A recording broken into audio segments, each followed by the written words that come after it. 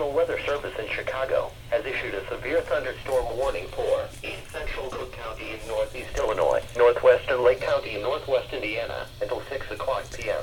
At 5:10 p.m., a severe thunderstorm was located near Worth and moving east at 30 miles per hour.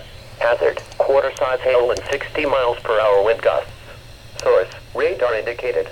Impact, hail damage to vehicles is expected. Expect wind damage to roofs, siding and trees. The severe thunderstorm will be near Evergreen Park and Dixmoor around 5:20 p.m. Dalton and Phoenix around 5:25 p.m.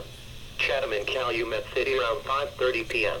Burnham and Hyde Park around 5:35 p.m. Whiting and Hammond around 5:40 p.m. East Chicago around 5:45 p.m. Other locations in the warning include Calumet Park, Riverdale, and South Chicago. This includes the city of Chicago.